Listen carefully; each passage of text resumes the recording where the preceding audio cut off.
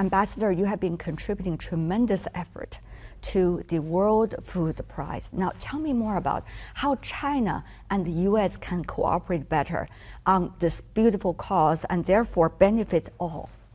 First, in the prize itself, it's been given twice to Chinese officials and scientists. One to Minister of Agriculture He Kang in 1993 for the dramatic change in China's agricultural policy that allowed there to be such amazing production, increased food in China. And then in 2004, to Professor Yuan Longping. I was there, I presided at the ceremony. Yuan Longping, father of hybrid rice, the man whose rice fed China at a most difficult time. And Professor Yuan Longping and I became great friends, and he invited me to work with him, which I did for over a decade as the vice chairman of his International Rice Development Forum. So we need more nominees. We need to have more times, more individuals from China coming to receive the World Food Prize. We also have a prize for, smaller prize for scientists under the age of 40, and we've had one winner from China there as well.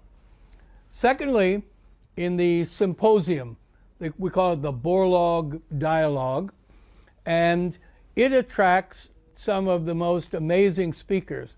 So Bill Gates was just in China, just meeting with President Xi. When Bill Gates launched his multi-billion-dollar initiative to eradicate poverty, uplift Africa, he did it in Des Moines at the World Food Prize. And we bring about 250 high school students from across America, but from 10 foreign countries. And every year now I bring 10 students from Shijiazhuang Foreign Language School in Hebei, because Iowa and Hebei are sister states, sister province. And I love to go to Hebei, go to the school. I'm still WeChat friends with some of the students. And I said, well, yeah, what are you up to? And they said, oh, now, I'm about to graduate from college at Cornell or NYU or Tsinghua University in China. It's amazing how these changed their life. And I send Iowa and American students to China Agricultural University, Peking University, Chinese Academy of Agricultural Science, and to the National Hybrid Rice Research Center in Changsha. So youth, ideas, and a prize to spur innovation. Ambassador Quinn, as a bridge builder, or as you call yourself, a road builder, how do you see the significance of good quality communication between China and the United States? What can we do now to make it better? Well, I'm very concerned about our official relationship. I think there's great respect and admiration by Americans for the Chinese people. I think there's great respect for all that China has accomplished in a very short period of time. But the relationship, the official relationship, has not gone well. It's deteriorated since that time in 2012 when I welcomed Vice President Xi to our building. And I believe that visits, if I could have one wish, I'd say I want to have every member of the American Congress and every governor, they all should come for a visit to China. And likewise, we should have every Chinese governor and every member of the party Congress and the Politburo, they should all come to the United States. Because the more time more people visit, the more understanding there is, and the more that they don't visit, people get caught up in hearing the echo of their own words. So there are, people who remember more positive times. there was just a group of old friends of China, old friends of Xi Jinping from Iowa, who were just here. They went to Hebei, but they are not only old friends, but they're getting older themselves.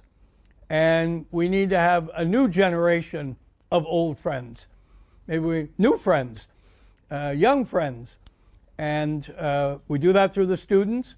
We do it through exchanges with universities, and we do it with official visits. And they may be difficult, and there may be criticism, but still, we need to do that, because the opposite of not visiting, not getting to know each other, means we grow more distant, and the more distant we grow, the more dangerous the world becomes. Mr. Ambassador, talking about the students, may I share with you one number? The total number of American students in China today, all over China, only 350. Many educators, faculty members that I've been talking to about this number, they're very concerned. How do you see we can do better for the young generation? You know, I represent a very small organization, because I'm retired from the World Food Prize. And I'm an advisor to the U.S. Heartland China Association. It only has 3 or 4 employees, very small, but it has a big impact. Because if you rely on the 2 governments agreeing to meet, it's so hard. Little things can happen, disrupt everything. But what we were able to have a wonderful U.S.-China agricultural dialogue in Des Moines in April of 2022. We invited Ambassador Qin Gang, now State Counselor and Minister of Foreign Affairs. Then we invited Terry Branstad, the former ambassador. And then I invited Nicholas Burns, the new American ambassador in Beijing. He'd only been in Beijing for 1 month. I've known him. He was able to accept because it was us, the U.S. Heartland China. It wasn't China inviting him, it wasn't the government, it was us, a non-profit, a non-governmental organization. And I have a term, I call it bifurcated diplomacy.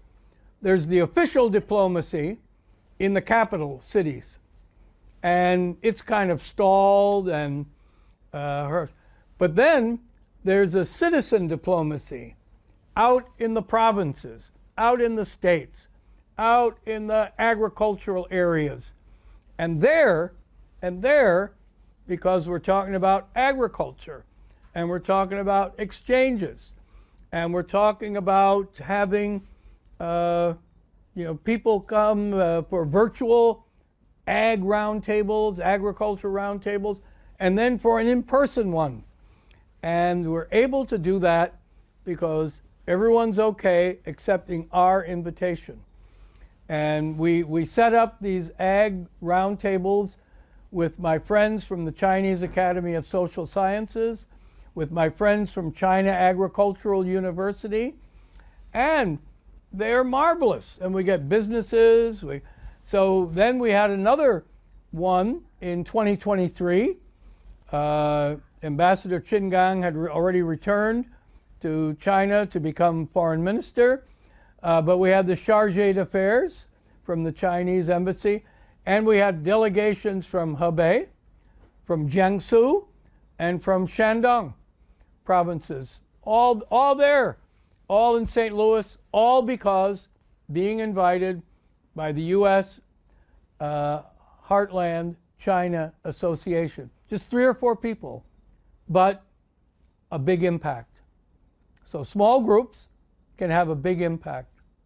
Ambassador Quinn, you visited China at the end of the 1970s and went back to China several times. Meanwhile, you've been seeing Chinese guests in Des Moines and in other parts of the United States to research about agriculture.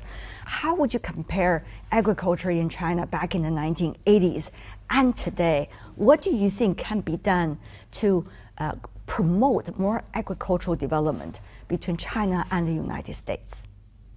So, what's changed in China since I first came in 1979?